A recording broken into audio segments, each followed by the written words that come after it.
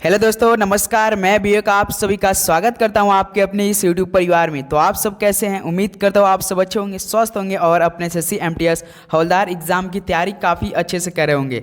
तो साथियों, इस समय डेली लगातार सुबह के 11:30 बजे हम लोग का मॉक टेस्ट क्लास चल रहा है, जो कि साथियों आज की सेशन में जो आपका मोस्ट इंपॉर्टेंट प्रश्न होंगे वो आपका 30 सितंबर से लेकर जो 14 नवंबर के बीच में एग्जाम होगा उस पर भारी पड़ने वाला है। बिल्कुल साथियों, सेशन फर्स्ट में जो आपका मैथ 20 क्वेश्चन और आपका रीजनिंग 20 क्वेश्चन रहने वाला है, और जिस पे आपका सेकंड सेशन रहेगा जो कि आपका मेरिट लिस्ट बनेगा। आपको एक सीट मिलेगी जो कि साथियों जीके प्लस इंग्लिश रहने वाला है, जो कि जीके का 25 क्वेश्चन रहता है और इंग्लिश का साथियों 25 क्वेश्चन रहता है। एक क्वेश्चन 3 नंबर का रहेगा। सेशन फर्स्ट में तो नेगेटिव मार्किंग नहीं रहेगा, मैथ रीजनिंग है, केवल आपको इसको क्वालिफाइंग करना है। उसमें तो सभी दोस्त हमारे क्या हो जाएंगे, क्वालिफाइंग तो हो जाएंगे, उस पर आपको टेंशन नहीं लेना है। सबसे अधिक टेंशन लेना है तो जीके प्लस इंग्लिश पे, जो कि एक क्वेश्चन 3 नंबर का, यानी साथियों 50 तिहाई 150 नंबर का आपका टेस्ट होगा, जो कि उसमें से साथियों कम से कम आपको 135 से 145 के बीच स्कोर तो करना ही पड़ेगा। अगर ओबीसी अगर जनरल वाले हैं तो आपको बिल्कुल अच्छी तैयारी दमदार तरीके से करना पड़ेगा। अगर आप ईडब्ल्यूएस से बिलोंग करते तो भी दोस्तों। तो आज की सेशन में उसी सेशन पे हम बात करेंगे जिस तरह का आपका पैटर्न फॉलो करता है एसएससी एमटीएस, और जिस तरह का एग्जाम में सवाल बनेंगे आपके लिए। तो ये आपका पेपर बिल्कुल पेपर में भारी पड़ने वाला है, तो आप लोग बिल्कुल अच्छे से पूरा सेशन ज्वाइन करके देख लीजिएगा दोस्तों। ज़्यादा समय आपका हम नहीं लेंगे, पहले हम इंग्लिश से बात करेंगे, उसके बाद हम लोग जीके पे जाएंगे, जो कि उसमें करंट अफेयर के भी सवाल रहेंगे, उसका लास्ट में आपका रीजनिंग का प्रश्न आएगा। ओके, तो कुल क्वेश्चनों की संख्या 55 रहेगी। सही करने के लक्ष्य आपका 55 में से 55 दिया जा रहा है दोस्त, याद रखिएगा। भाषा यानी जो इस सेशन का जो लैंग्वेज रहेगा आपका हिंदी रहने वाला है। जीके जीएस रीजनिंग होगा। डेली क्यूज हम लोग का दोस्त इस समय 11:30 AM पे और आपका शाम को 7:10 PM पे चल रही है। ओके, तो अभी तक हमारे टेलीग्राम से नहीं जुड़े तो साथियों जरूर जुड़िए, क्योंकि वहाँ पे आपको मोस्ट इंपॉर्टेंट वाले जो इंपॉर्टेंट टॉपिक वो आपको हम प्रोवाइड करें। तो चलिए दोस्तों, आप सभी को एग्जाम के लिए बेस्ट ऑफ लक, इस टेस्ट के भी लिए भी आपको बेस्ट ऑफ लक। तो चलिए, अपना स्कोर आप सभी लोग 55 में से 55 ही करेंगे। देखिए पहला प्रश्न क्या दिया है, select the most appropriate antonym of the given word. तो दोस्तों यहाँ से 3 नंबर आपको जरूर देखने को मिलेगा। बताइए एंटोनिम का मतलब आप समझ जाइए, विलोम शब्द होता है। तो इंटेंसिव का बताइए विलोम शब्द क्या हो जाएगा। इंटेंसिव का मतलब होता है एक प्रकार का गहन होता है। तो चलिए राइट ऑप्शन दी, इंटेंसिव का क्या हो जाएगा, तो याद रखिए साथियों सुपरफिशियल होगा। तो इस तरह से डी ऑप्शन क्या हो जाएगा हम लोग का, बिल्कुल राइट ऑप्शन। सुपरफिशियल का भी मतलब एक प्रकार का सतही होता है, याद रखिएगा साथियों। तो इस तरह से डी हम लोग का राइट ऑप्शन हो जाएगा। नेक्स्ट अगला सवाल देखते हैं। क्वेश्चन नंबर आपका देखिए साथियों, सेकेंड क्या दिया है, choose the correct word for a display unnecessary excitement. तो साथियों चूज द करेक्ट वर्ड आपको दिया, जैसे अ डिस्प्ले अननेसेसरी एक्साइटमेंट। इसका मतलब ये अ डिस्प्ले अननेसेसरी एक्साइटमेंट एक प्रकार का अनावश्यक उत्साह का प्रदर्शन, जैसा कि कोई मतलब नहीं रहता और उत्साह का प्रदर्शन करते हैं। उसके लिए एक शब्द बताइए, करेक्ट वर्ड क्या हो जाएगा इसके लिए, तो फ्यूज हो जाएगा साथियों। क्या हो जाएगा, फस, FWS। इसका मतलब क्या होता है, उपद्रव होता है, याद रखिए उपद्रव होता है। तो इस तरह से ए ऑप्शन हम लोग का बिल्कुल राइट ऑप्शन हो जाएगा। ओके, चलिए नेक्स्ट अगला सवाल देखते हैं साथी। क्वेश्चन नंबर आपका देखिए थर्ड क्या दिया है, select the most appropriate synonym of the given word. तो साथी सिनोनिम्स का मतलब आप समझिए यहाँ पे पर्यायवाची शब्द होता है। तो देखिए आपसे पूछा प्रोलिफिक का बताना।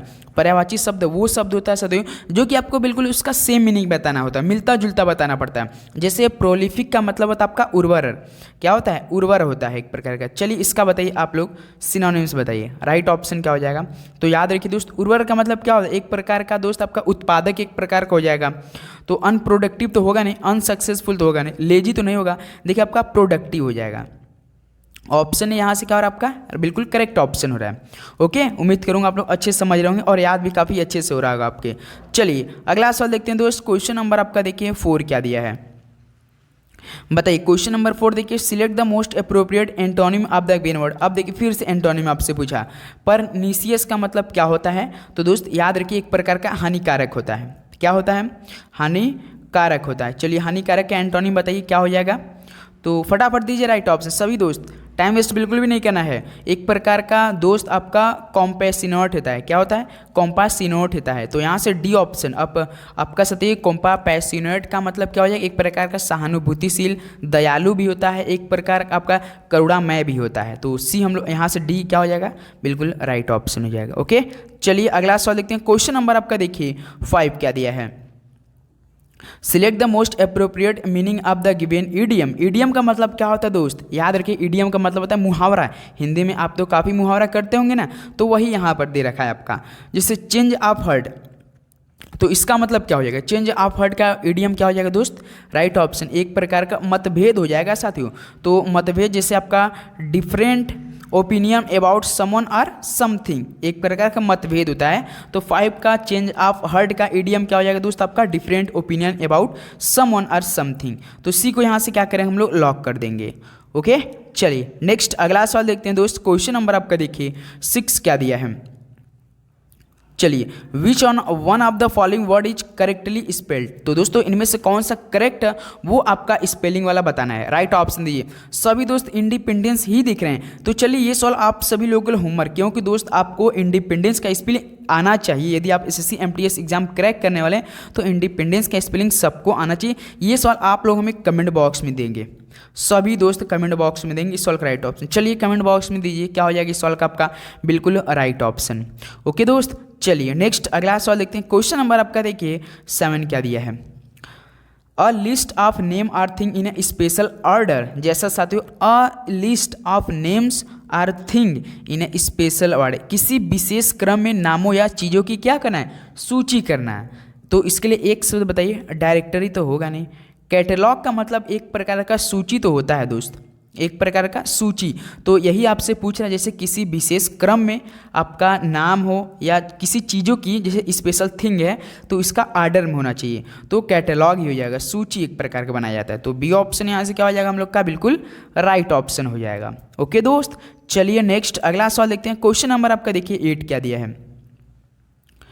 देखिए question number 8, select the most appropriate synonym of the given word. चलिए अपोजिट का बताइए क्या हो जाएगा।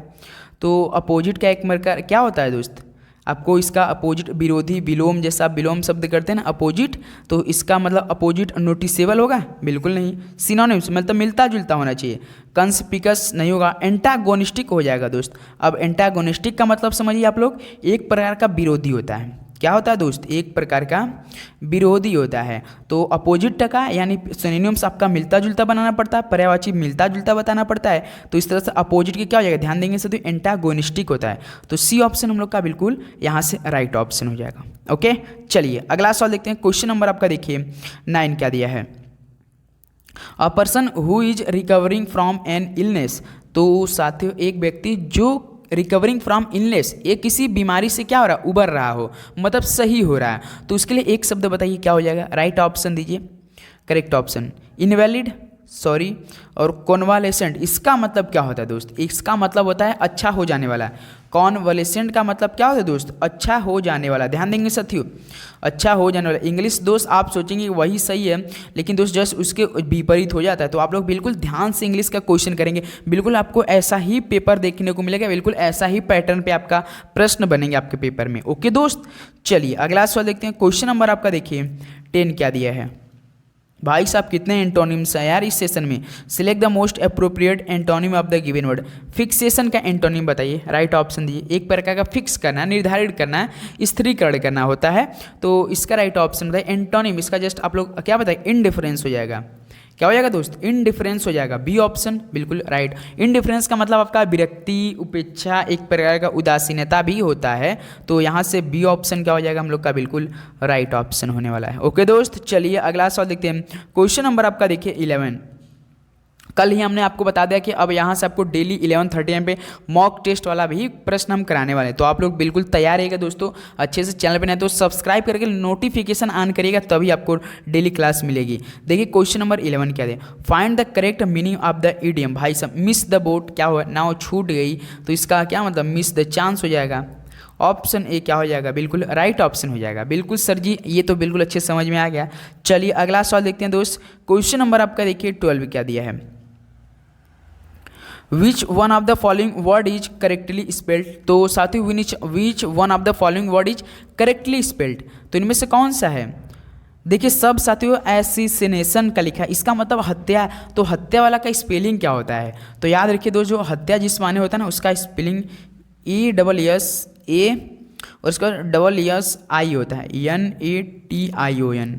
एसिसिनेशन का मतलब होता है दोस्त एक प्रकार का हत्या होता है। तो स्पेलिंग देखिए ASSASSISS बीच में रहना चाहिए। देखिए ऑप्शन डी में केवल दे रखा है, क्या दोस्त, केवल ऑप्शन डी में दे रखा है। तो यहाँ से 12 का हम लोग का डी बिल्कुल राइट ऑप्शन हो जाएगा। ओके, स्पेलिंग आप लोग देख लीजिए। नेक्स्ट अगला चलते हैं दोस्त, क्वेश्चन नंबर आपका देखिए 13 क्या दिया है, a large bundle bound for storage or transfer. देखिए दोस्त 20 क्वेश्चन आपको बिल्कुल ऐसा देखने को मिलेगा जैसा कि idiom, synonyms, antonym, fill in the blanks. लेकिन सिर्फ 5 क्वेश्चन ऐसा रहेगा ना कि आपको मतलब जो गद्यांश पद्यांश पढ़ के तो 5 क्वेश्चन देना पड़ता है, वो रहेगा बिल्कुल ईजी टू ईजी में रहेगा दोस्त, आपको टेंशन नहीं लेना बस। लेकिन अपनी जो तैयारी बिल्कुल डेली का डेली करते रहना है, रुकना नहीं एक भी दिन मेरे भाई।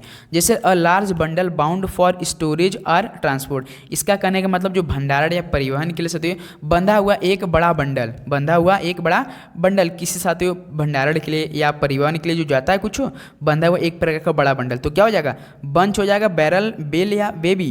तो दोस्त इसका राइट ऑप्शन हो जाएगा बेल होता है। अब बेल माने आप समझिए एक प्रकार का गांठ होता है, जिसे कोई कहता है ना गांठ बांध लो इसका, तो यही है साथियों BALE। सी ऑप्शन बिल्कुल आपका राइट ऑप्शन हो जाएगा।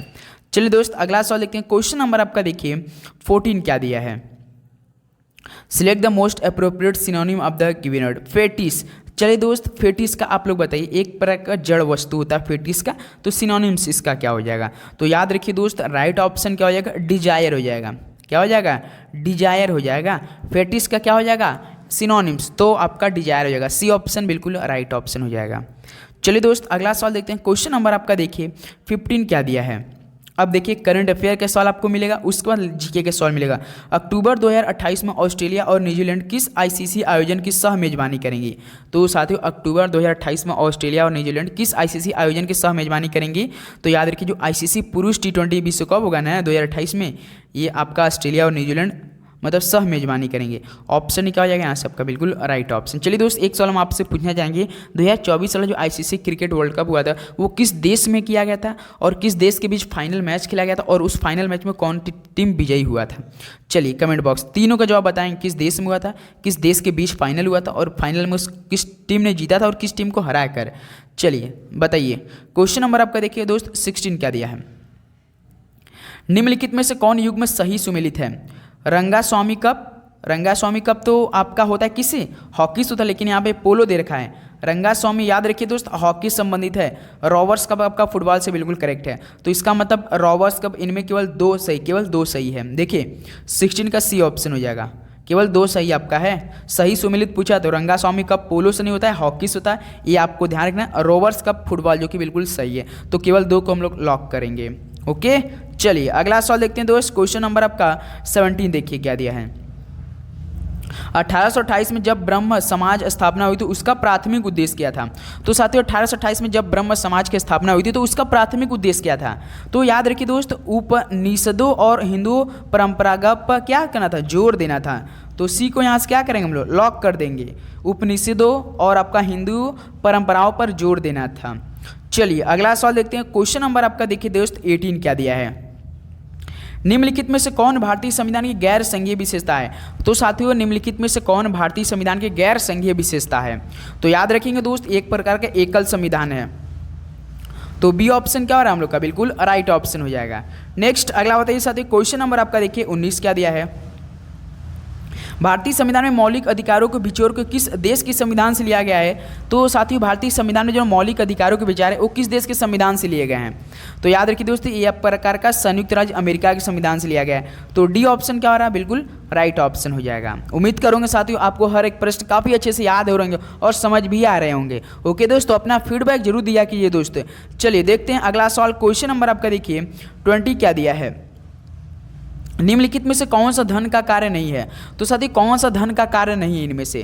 तो याद रखिए दोस्त भंडारण में समस्या एक प्रकार का धन का कार्य नहीं है, तो बी ऑप्शन क्या हो जाएगा यहाँ से हम लोग का बिल्कुल राइट ऑप्शन हो जाएगा। चलिए दोस्त अगला सवाल देखते हैं, क्वेश्चन नंबर आपका देखिए 21 क्या दिया है, निम्नलिखित में से कौन सी झील भारत में एकमात्र फ्लोटिंग आइलैंड झील के रूप में जानी जाती है। तो साथी फ्लोटिंग आइलैंड झील के रूप में कौन सी झील भारत में एकमात्र जानी जाती है, बताइए वो कौन सी झील है। तो साथियों लोकटक झील है, तो यहाँ से ऑप्शन हम लोग का ए बिल्कुल करेक्ट ऑप्शन हो जाएगा। ओके, चलिए नेक्स्ट अगला सवाल देखते हैं। क्वेश्चन नंबर आपका देखिए 22 क्या दिया है, रामप्पा मंदिर किस भगवान को समर्पित है। तो साथियों रामप्पा मंदिर किस भगवान को समर्पित है बताइए। तो याद रखिए दोस्त, ये भगवान शिव जी को समर्पित है। तो डी ऑप्शन क्या हो जाएगा यहाँ से हम लोग का, बिल्कुल राइट ऑप्शन होने वाला है। ओके दोस्त, चलिए नेक्स्ट अगला सवाल देखते हैं। क्वेश्चन नंबर आपका देखिए 23 क्या दिया है, निम्नलिखित में से कौन सी भाषा भारतीय संविधान की 8वीं अनुसूची में नहीं पाई जाती है। तो साथियों कौन सी भाषा भारतीय संविधान की 8वीं अनुसूची में नहीं पाई जाती है। तो याद रखिए दोस्त, नेपाली तो पाई जाती है, सिंधी पाई जाती है, कश्मीरी पाई जाती है, लेकिन दोस्त जो आपका अंग्रेजी है ना ये नहीं पाई जाती, इंग्लिश नहीं पाई जाती है। तो डी को हम लोग यहाँ से क्या करेंगे, लॉक कर देंगे। ओके दोस्त, चलिए अगला सवाल देखते हैं।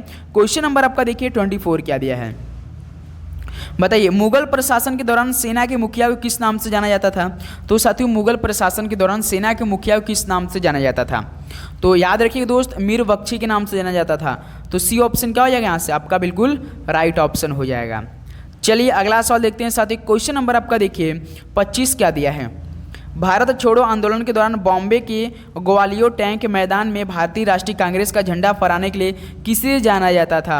ये साथियों मोस्ट एक्सपेक्टेड और इम्पॉर्टेंट प्रश्न बनेंगे आपकी परीक्षा के लिए। तो किसे जाना जाता था, तो याद रखिए दोस्त अरोड़ा आसफ अली को जाना जाता था। ऑप्शन ए आपका बिल्कुल राइट ऑप्शन, जो आपका भारत छोड़ो आंदोलन के दौरान जो बॉम्बे के ग्वालियर टैंक मैदान पर मतलब भारतीय राष्ट्रीय कांग्रेस का झंडा फहराने के लिए जाना जाता था, वो आपका अरोड़ा आसफ अली को। नेक्स्ट अगला देखते हैं। क्वेश्चन नंबर आपका देखिए 26 क्या दिया है, कीमतों में वृद्धि जो अर्थव्यवस्था में वस्तुओं और सेवाओं की आपूर्ति में कमी कारण होती है क्या कहलाती है। तो साथियों एक प्रकार का आपूर्ति जनित मुद्रास्फीति कहलाता है। डी ऑप्शन क्या हो जाएगा, आपका बिल्कुल राइट ऑप्शन हो जाएगा। ओके, चलिए अगला सवाल देखते हैं। क्वेश्चन नंबर आपका देखिए 27 क्या दिया है, किस देश ने परमाणु परीक्षण प्रतिबंध संधि के अनुसमर्थन को रद्द कर दिया है। तो साथियों किस देश ने परमाणु परीक्षण प्रतिबंध संधि के अनुसमर्थन को रद्द कर दिया है। तो याद रखिए दोस्त रूस ने बंद कर दिया है। तो यहाँ से डी ऑप्शन क्या हो रहा है, बिल्कुल आपका राइट ऑप्शन हो जाएगा। ओके, चलिए अगला सवाल देखते हैं। क्वेश्चन नंबर आपका देखिए दोस्तों 28 क्या दिया है, प्रशीतक निम्नलिखित में से किस सिद्धांत पर काम करता है। तो साथियों प्रशीतक किस सिद्धांत पर काम करता है बताइए आप लोग। तो याद रखिएगा प्रशीतक एक प्रकार का दोस्तों वाष्पीकरण पर काम करता है। किस पे, वाष्पीकरण पे। तो डी ऑप्शन क्या हो रहा है यहाँ से, आपका बिल्कुल राइट ऑप्शन हो जाएगा। ओके, चलिए अगला सवाल देखते हैं दोस्त। क्वेश्चन नंबर आपका देखिए 29 क्या दिया है, किस शास्त्रीय नृत्य शैली में प्रदर्शन में सूत्रधार या नट्टू वनार शामिल होता है, जो संपूर्ण प्रदर्शन का संचालक होता है। तो साथियों बताइए कि किस शास्त्रीय नृत्य शैली में प्रदर्शन में सूत्रधार या नट्टू वनार शामिल होता है, जो कि संपूर्ण प्रदर्शन का संचालक होता है, बताइए। तो याद रखिए दोस्तों मोस्ट इंपॉर्टेंस वाले कुचिपुड़ी में ऐसा होता है। तो चलिए बताइए कुचिपुड़ी दोस्तों नृत्य शैली है, ये कहाँ की नृत्य शैली, किस राज्य से संबंधित है बताइए, किस राज्य से। क्योंकि दोस्तों आज सुबह वाली क्लास में शायद हमने ये सवाल आपको कराया था, कमेंट बॉक्स में दीजिए आप लोग। नेक्स्ट अगला सवाल देखते हैं। क्वेश्चन नंबर आपका देखिए दोस्त 30 क्या दिया है, भारत में इलेक्ट्रॉनिक बैंक गारंटी प्लेटफॉर्म देने वाले पहले विदेशी बैंक का नाम बताइए। तो साथियों भारत में जो इलेक्ट्रॉनिक बैंक गारंटी प्लेटफॉर्म देने वाले पहले विदेशी बैंक का नाम बताइए।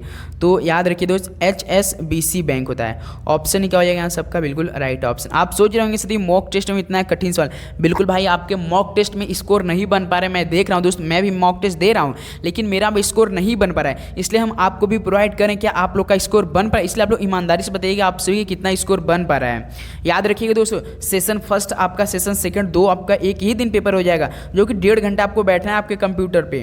तो तैयार रहेगा, उसके लिए तैयारी करके जाना पड़ेगा एक सीट के लिए। जिसे अमन सहरावत निम्नलिखित में से किस खेल से संबंधित है। तो साथियों अमन सहरावत किस खेल से संबंधित है। तो याद रखिए दोस्त कुश्ती के लिए जाने जाते हैं। ये डी ऑप्शन क्या हो रहा है यहाँ से हम लोग का बिल्कुल राइट ऑप्शन हो जाएगा।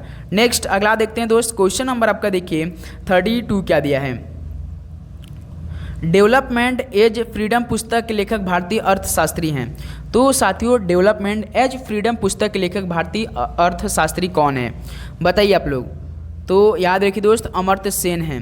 तो यहाँ से हम लोग क्या हो रहा है, डी बिल्कुल राइट ऑप्शन हो रहा है। ओके दोस्त, चलिए नेक्स्ट अगला सवाल देखते हैं। क्वेश्चन नंबर आपका देखिए 33 क्या दिया है, विद्युत उष्मक यानी इलेक्ट्रॉनिक हीटर में ताप अवयव किस तत्व से बना होता है। तो साथियों जो विद्युत उष्मक होता है यानी इलेक्ट्रॉनिक हीटर, वो तापन अवयव किस तत्व से बना होता है बताइए। तो दोस्त नाइक्रोम से बना होता है। याद रखिएगा डी ऑप्शन यहाँ से क्या हो रहा है हम लोग का बिल्कुल राइट ऑप्शन हो रहा है। ओके दोस्त, चलिए अगला सवाल देखते हैं। क्वेश्चन नंबर आपका देखिए 34 क्या दिया है, सफ़ेद प्रकाश के इसके घटक रंगों में विभाजन को कहा जाता है। तो बताइए दोस्त, जो आपका सफ़ेद प्रकाश होता है यानी प्रिज्म से आप जो करते हैं ना, उसके घटक रंगों में विभाजन को क्या कहा जाता है? बताइए, सोचिए। वाष्पीकरण या विक्षेपण? तो सर जी विक्षेपण कहलाता है। क्या कहलाता है दोस्त? विक्षेपण। बी ऑप्शन आपका बिल्कुल राइट ऑप्शन हो जाएगा। चलिए अगला सवाल बताइए। क्वेश्चन नंबर आपका देखिए 35 क्या दिया है? निम्नलिखित में से कौन भारत के संविधान का संरक्षक है? तो भारतीय संविधान के जो संरक्षक होते हैं वो एक ही होते हैं दोस्त, आपका भारत के सर्वोच्च न्यायालय। तो यहाँ से डी ऑप्शन हम लोग क्या हो रहा है? बिल्कुल राइट ऑप्शन हो जाएगा। ओके, चलिए अगला सवाल देखते हैं दोस्त। क्वेश्चन नंबर आपका देखिए 36 क्या दिया है? निम्नलिखित में से किस स्थान पर धम्म चक्र प्रवर्तन नामक बौद्ध कार्यक्रम हुआ था? तो दोस्त आपको कहीं देखने को मिलेगा धर्म चक्र प्रवर्तन, और देखिए यहाँ पे क्या लिखा है? धम्म चक्र प्रवर्तन। ये भी आपका बिल्कुल राइट है, तो याद रखिए। तो ये कहाँ पर मतलब बौद्ध कार्यक्रम हुआ था? कहाँ पर? तो साथियों ये आपका सारनाथ में हुआ था। तो इस तरह से डी ऑप्शन हम लोग क्या हो जाएगा? बिल्कुल राइट ऑप्शन हो जाएंगे। ओके, चलिए अगला सवाल देखते हैं। क्वेश्चन नंबर आपका देखिए दोस्त 37 क्या दिया है? किस संशोधन ने राष्ट्रीय पिछड़ा वर्ग आयोग को एक संवैधानिक निकाय के रूप में स्थापित किया? तो बताइए साथियों, किस संशोधन ने राष्ट्रीय पिछड़ा वर्ग आयोग को एक संवैधानिक निकाय के रूप में स्थापित किया? तो दोस्त ये आपका जो आपका 102वां जो हुआ था आपका साथियों 102 आपका जो संविधान संशोधन हुआ था, उसके साथ ही राष्ट्रीय पिछड़ा वर्ग आयोग को एक प्रकार का संवैधानिक निकाय के रूप में स्थापित किया था। तो यहाँ से देखिए डी ऑप्शन दे रखा है, तो हम लोग क्या करेंगे? डी को लॉक कर देंगे। ओके दोस्त, चलिए अगला सवाल देखते हैं। क्वेश्चन नंबर आपका देखिए 38 क्या दिया है?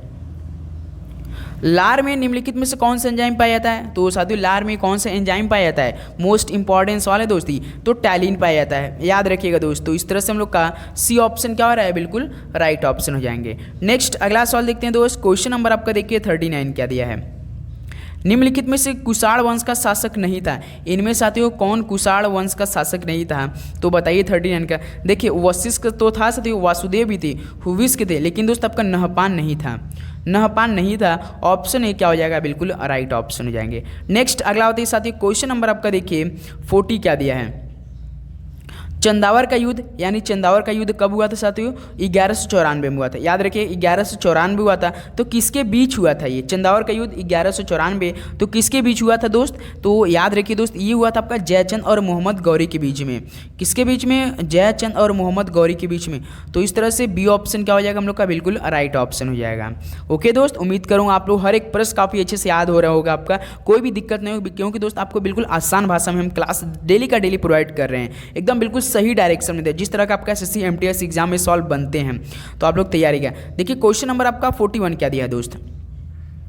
निम्नलिखित में से कौन गुलाम मामलूक वंश के शासक इल्तुतमिश का बेटी थी? बताइए सती, निम्नलिखित में से कौन गुलाम मामलूक वंश के शासक इल्तुतमिश का बेटी थी? बताइए दोस्त, राइट ऑप्शन दिए। तो रजिया सुल्तान सर जी, तो सी ऑप्शन क्या हो जाएगा आपका? बिल्कुल राइट ऑप्शन। ओके, चलिए अगला सवाल देखते हैं। क्वेश्चन नंबर आपका देखिए 42 क्या दिया है? निम्नलिखित में से खिलजी वंश के संस्थापक कौन थे? तो खिलजी वंश के संस्थापक कौन थे? सभी लोग तुरंत क्लिक कर देंगे। बताइए 42 का। तो सर जी आपके जलालुद्दीन फिरोज खिलजी थे, जलालुद्दीन फिरोज खिलजी। ऑप्शन ए क्या हो जाएगा आपका दोस्त? बिल्कुल राइट ऑप्शन हो जाएगा। चलिए अगला सवाल देखते हैं दोस्त। क्वेश्चन नंबर आपका देखिए 43 क्या दिया है? निम्नलिखित में से कौन मोरक्को यात्री मोहम्मद बिन तुगलक के शासनकाल के दौरान भारत आए थे? तो बताइए साथियों कौन मोरक्को यात्री मोहम्मद बिन तुगलक के शासनकाल के दौरान भारत आए थे? तो इब्न बतूता आया था। याद रखिएगा दोस्त, डी ऑप्शन क्या हो जाएगा आपका? बिल्कुल राइट ऑप्शन हो जाने वाला है। नेक्स्ट अगला बताइए साथियों क्वेश्चन नंबर आपका देखिए 44 क्या दिया है? निम्नलिखित में से कौन सी मस्जिद दिल्ली सल्तनत के लोदी वंश के शासनकाल में बनाई गई थी? बताइए साथियों कौन सी मस्जिद दिल्ली सल्तनत के लोदी वंश के शासनकाल में बनाई गई थी? बताइए राइट ऑप्शन। तो याद रखिए दोस्त आपका जो मोट की मस्जिद थी यानी दिल्ली में वो बनवाई गई थी। तो इस तरह से डी ऑप्शन क्या हो जाएगा हम लोग का? बिल्कुल राइट ऑप्शन हो जाएगा। चलिए दोस्त अगला सवाल बताइए। क्वेश्चन नंबर आपका देखिए 45 क्या दिया है? निम्नलिखित में से किसने तुगलकाबाद शहर का स्थापना की? तो साथियों बताइए किसने तुगलकाबाद शहर का स्थापना किया था? बताइए आप लोग। तो गयासुद्दीन तुगलक ने किया था दोस्त। इस तरह से हम लोग का बी ऑप्शन क्या हो जाएगा? बिल्कुल राइट ऑप्शन होने वाला है। चलिए दोस्त अगला सवाल देखते हैं। क्वेश्चन नंबर आपका देखिए 46 क्या दिया है? ताजमहल का निर्माण किसने करवाया था? तो साथियों ताजमहल का निर्माण किसने करवाया था? फटाफट दे दीजिए आप लोग राइट ऑप्शन। तो ताजमहल का निर्माण सर जी चलिए होमवर्क में दीजिए आप लोग, ये ताजमहल का हम नहीं बताएंगे, ताजमहल बताइए साथियों ताजमहल किस नदी के किनारे अवस्थित है, ये आपको एक होमवर्क में बताना है। पहला नंबर के किस नदी के किनारे स्थित है। दूसरा नंबर पे साथियों इसकी स्थापना किसने किया, मान ली यही आपको बताना है। और तीसरा नंबर का साथियों सवाल है कि किस सन में हुआ था, बताइए किस सन में आपको बताना है। ओके चलिए अगला सवाल देखते हैं। क्वेश्चन नंबर आपका देखिए 47 क्या दिया है। निम्नलिखित में से कौन मुगल बादशाह शाहजहां का पुत्र था।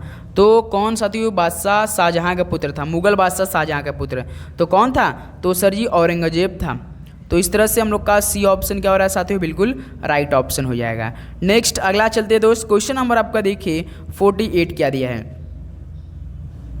निम्नलिखित में से किस मुगल शासक ने आलमगीर यानी विश्व विजेता का उपाधि धारण की थी।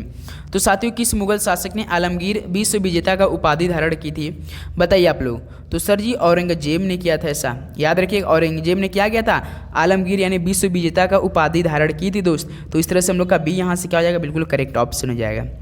चलिए नेक्स्ट अगला सवाल देखते हैं। क्वेश्चन नंबर आपका देखिए 49 क्या दिया है। निम्नलिखित सिख गुरुओं में से किसने खालसा पंथ की नींव रखी थी। तो साथियों किसने खालसा पंथ की नींव रखी थी, बताइए आप लोग। तो याद रखिए दोस्त गुरु गोविंद सिंह ने रखी थी। तो इस तरह से ऑप्शन हम लोग का ए क्या हो जाएगा, बिल्कुल राइट ऑप्शन हो जाएगा। ओके दोस्त चलिए अगला सवाल देखते हैं। क्वेश्चन नंबर आपका देखिए 50 क्या दिया है। विजयनगर साम्राज्य में आय का प्रमुख स्रोत क्या था। तो साथियों विजयनगर साम्राज्य में आय का प्रमुख स्रोत क्या था। तो याद रखिए दोस्त भू राजस्व था। तो इस तरह से हम लोग का सी ऑप्शन क्या हो जाएगा, बिल्कुल राइट ऑप्शन हो जाएगा। ओके चलिए नेक्स्ट अगला सवाल देखते हैं दोस्त। क्वेश्चन नंबर आपका देखिए 51।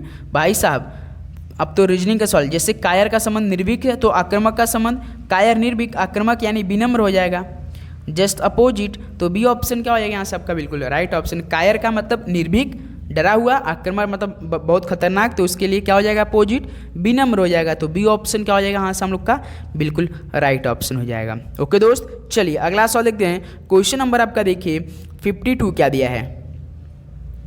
निम्नलिखित में से कौन सी संख्या दी गई श्रृंखला में प्रश्न चिन्ह को प्रस्थापित करेगी। चलिए दोस्त इसको अब हम लोग हल करते हैं बिल्कुल अच्छे से, बिल्कुल ईमानदारी से, जिससे 47, 41, 53 क्वेश्चन मार्क, उसके बाद 59, उसके बाद 29 दोस्त। 47 से 41, 41 से 53 क्वेश्चन मार्क, 59, 29। अब इसे आप लोग कैसे हल करेंगे, जरा आप हमें गौर फरमाइए, आप लोग का क्या आंसर आ रहा है यहाँ पे। चलिए दोस्त हल कीजिए फटाफट सभी दोस्त। जैसे देखिए दोस्त 47 से 41 कैसे जा सकते हैं हम लोग, लेकिन दोस्त कुछ हमें दूसरा दिमाग लगाना पड़ेगा दोस्त। 47 से 41 तो यहाँ पर देखिए दोस्त आपका 47 से 41 -6 कर रहा है, लेकिन यहाँ पे 53 दिया है। यदि हम लोग 41 में फिर 53 कैसे जुड़ेगा, +12 करेंगे, +12 करेंगे बिल्कुल। फिर यहाँ पे यदि मान लीजिए हम लोग दोस्त फिर 41 फिर इसका -6 करेंगे, तो यहाँ से हम लोग कितना हो जाएगा -47, लेकिन 47 ऑप्शन में दिया नहीं है, तो अब हम कुछ दूसरा दिमाग लगाएंगे। 47 नहीं दिया है, फिर यदि मान लीजिए हम लोग +12 करते हैं, इसमें +12 करते 47 में, तो हम लोग का लेकिन 1259 आ जा रहा है, लेकिन फिर उसको तो -6 करते तो 53 होता है, लेकिन यहाँ पर 29 दे रखा है, तो हमें कुछ दूसरा दिमाग लगाना पड़ेगा। तो हम कुछ दूसरा दिमाग लगाते हैं, क्या दिमाग लग सकता है आपके हिसाब से बताइए। जैसे देखिए दोस्त यहाँ से यदि हम मान लीजिए 47 से यदि हम लोग ऊपर देखिए 47 से 53 जाएंगे तो +6 कर रहे हैं। ओके फिर उसके बाद देखिए दोस्त 53 से 59 जा रहा है, यानी प्लस इसमें भी 6 कर रहा है। फिर उसके बाद दोस्त अब देखिए अब नीचे देख करते हैं हम लोग 41 से क्या करें कि दोस्त हम लोग यहाँ से क्वेश्चन मार्क जगह आ जाए हम लोग का। यदि हम बात करते हैं साथियों की 47 6 53 हो गया, उसके बाद 41 दिया, 41 में से क्या करें। यदि हम मान लीजिए साथियों -6 करते हैं तो क्या हम लोग कितना आ जाएगा, 35 आ जाएगा। 35 आ गया बिल्कुल, 35 ऑप्शन में दिया, देखिए ऑप्शन ए दिया है। फिर उसके बाद मान लीजिए फिर 35 में से -6 करते हैं, तो देखिए 35 से यदि -6 करेंगे 29 आ जाएगा। बिल्कुल ऊपर क्या करा है +6 और नीचे से हम कर रहे हैं आपका -6 एक छोड़ कर करा है। तो इस तरह से हम लोग का ऑप्शन ए देखिए दे रखा है। क्या क्या दोस्त देखिए 47 से 53 पहले गया, एक को छोड़ दिया है यानी +53 हो गया।